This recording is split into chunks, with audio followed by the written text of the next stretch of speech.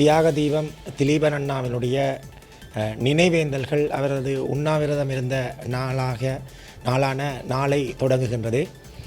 இந்த நிலையிலே உங்கள் அனைவருக்கும் தெரிந்த ஒரு விடயம், தியாக தீபம் திலீபன் அண்ணாவினுடைய வாழ்க்கை வரலாற்றையும் அவர் உண்ணாவிரதம் இருந்த நாட்களிலே அவர் அனுபவித்த வேதனைகளையும் அவருடைய தளராத உறுதியையும் ஆவணப்படுத்தி ஒரு ஆவண காட்சியகமாக 2023 ஆண்டிலிருந்து நாங்கள் தொடர்ச்சியாக திலீபன் அண்ணாவினுடைய பிரதான தூவி அமைந்திருக்கின்ற நல்லூருக்கு முன்பாக, அதாவது யாழ்ப்பாண மாநகர சபைக்கு சொந்தமான காணியிலே உரிய நடைமுறைகளுடன் நாங்கள் கடந்த 2 வருடங்களாக செய்து வந்திருந்தோம்.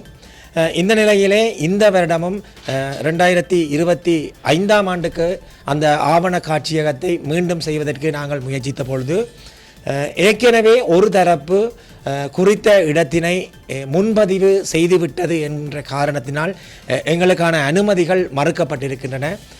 உங்கள் அனைவருக்குமே தெரிந்த விடயம், நாங்கள் தொடர்ச்சியாகவே அந்த இடத்திலே அந்த ஆவண காட்சியகத்தை செய்து வருகின்றோம். இந்த நிலையிலே அந்த நிகழ்வை குழப்பும் வகையிலே அல்லது அந்த நிகழ்வை நீர்த்து போகின்ற வகையிலே இந்த செயற்பாடுகள் நடைபெற்றிருக்கின்றன. அந்த வகையிலே இவ்வாறாக ஒவ்வொரு தரப்புகளும் ஒவ்வொரு இடத்திலே ஒரு மக்களை பேரெழுச்சி கொள்கின்ற நிகழ்வுகளை செய்கின்ற பொழுது எல்லா இடங்களையும் கைப்பற்ற வேண்டும், நாங்களே செய்ய வேண்டும் என்கின்ற அந்த ஒரு எண்ணக்கருவின் கீழ் இவ்வாறு செயற்படுவது உண்மையிலே ஒரு அறமற்ற செயற்பாடாகும்.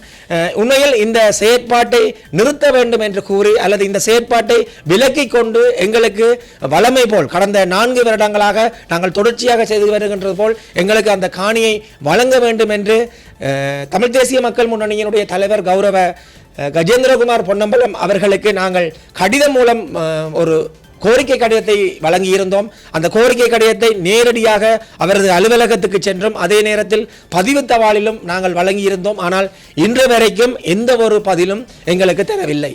ஆகவே இன்றைக்கு அந்த நிகழ்வுகளை குழப்புகின்ற வகையிலே நடைபெறுகின்ற இந்த செயற்பாடுகளை நிறுத்தி அந்த நிகழ்வுகளை நாங்கள் ஒற்றுமையாக செய்கின்ற வகையிலே எங்களுக்கு அந்த நிகழ்வை தொடர்ச்சியாக செய்கின்றதற்கு நீங்கள் வழி சமைக்க வேண்டும் என்கின்ற கோரிக்கையை இந்த இடத்திலே நாங்கள் விடுக்கின்றோம்.